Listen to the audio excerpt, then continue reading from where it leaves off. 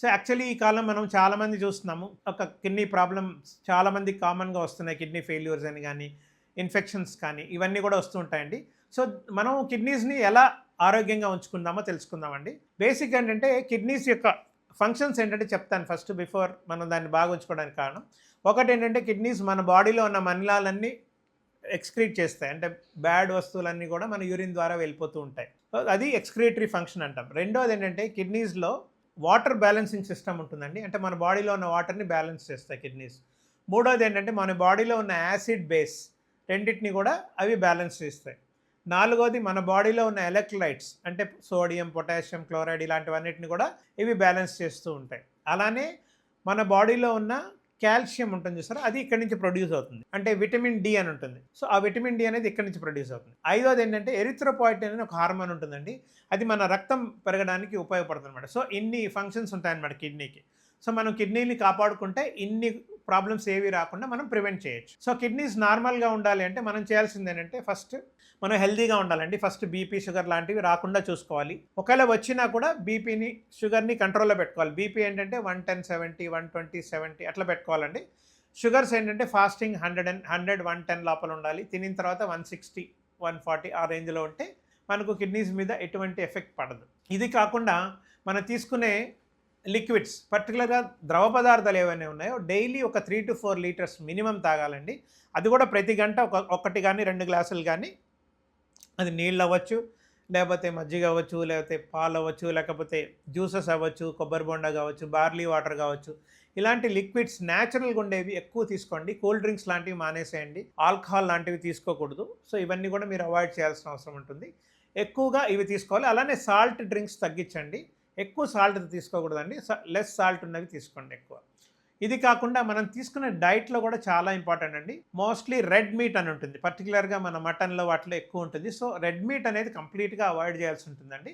అట్లానే red meat కాకుండా మీకు మనం క్యాన్డ్ ఫుడ్స్ వస్తాయి ఎక్కువ. అలాంటివి ఎక్కువ తినకూడదండి. నేచురల్‌గా మనం తయారు చేసుకున్న ఫుడ్డే తినాలి. అంటే ఫాస్ట్ ఫుడ్స్ అవి ఎక్కువ ఉంటున్నాయండి. ఆయిల్ ఫుడ్స్ లాంటివి కంప్లీట్‌గా తగ్గించాల్సి ఉంటుంది.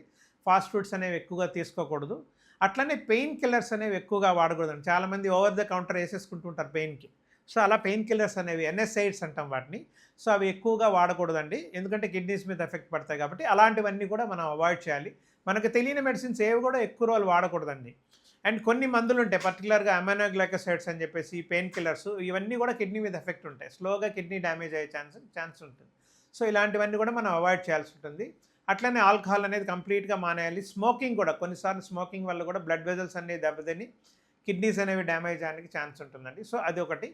అండ్ ఫ్లూయిడ్స్ కూడా నేను చెప్పినట్టు రెగ్యులర్‌గా అడిక్వేట్‌గా తీసుకోవాలి. పర్టిక్యులర్‌గా సమ్మర్ కాబట్టి ఇది సమ్మర్‌లో ఇంకొంచెం ఎక్కువ తాగాలండి మనం. ఒక 1 లీటర్ ఎక్కువ తీసుకోవాలి. ఎందుకంటే స్వెట్టింగ్‌లో మన చెమటలు పట్టినందువల్ల ఒక 1 లీటర్ ఫ్లూయిడ్ వెళ్ళిపోతూ ఉంటుంది బాడీలోంచి. సో, మనం రెగ్యులర్‌గా కూడా ఒక గంటకి ఒక గ్లాస్ ఎక్కువ తీసుకోవాలి వాటరు. ప్లస్ బయట ఎండలోకెళ్ళొచ్చినప్పుడు ఒక 2, 3 గ్లాసులు, తిన్న తర్వాత ఒక 2, 3 గ్లాసులు ఇవి ఎక్కువ తీసుకుంటూ ఉండాలండి.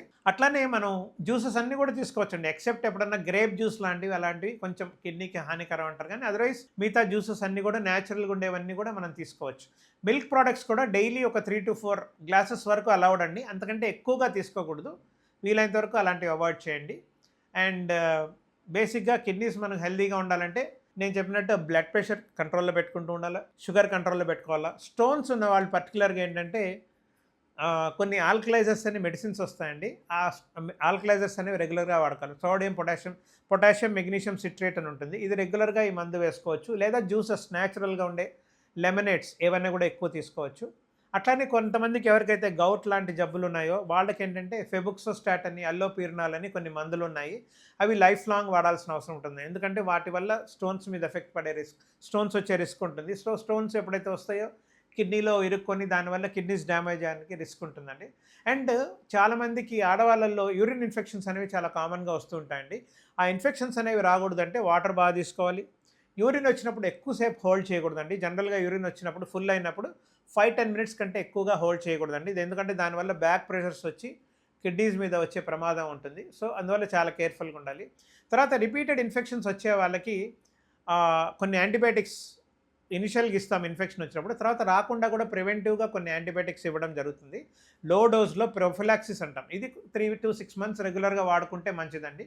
అలానే క్రాన్‌బెర్రీ ఎక్స్ట్రాక్ట్స్ అని వస్తాయి ఇన్ఫెక్షన్స్ ఉన్న వాళ్ళకి. అవి కూడా మనం ఇవ్వచ్చు. అంటే ప్రూవ్ అవ్వలేదు కంప్లీట్‌గా. బట్ అలాంటివి కూడా వాడుకుంటే ఇన్ఫెక్షన్స్ రాకుండా మన యూరినరీ సిస్టమ్‌ని అది కొంచెం రెసిస్టెంట్‌గా చేస్తుంది ఇన్ఫెక్షన్స్ రాకుండా ఉండడానికి. సో ఇవన్నీ కూడా మీరు ప్రికాషన్స్ తీసుకుంటే కిడ్నీస్ అనేవి హెల్తీగా ఉంటాయండి. మన హెల్తీ స్టైల్ మెయింటైన్ చేయాలి. అంటే రెగ్యులర్‌గా ఎక్సర్సైజెస్ కూడా చేయాలి. ఎందుకంటే ఓవర్ వెయిట్ వల్ల కూడా కిడ్నీస్ మీద ఎఫెక్ట్ ఉంటుంది. సో తప్పకుండా నేను చెప్పిన ఈ ప్రికాషన్స్ అన్ని కానీ మనం పాటిస్తే మన కిడ్నీస్‌కి ఎటువంటి ఇబ్బంది రాకుండా కిడ్నీస్ అనేవి దెబ్బతినకుండా మనం కాపాడుకోవచ్చు. Thank you.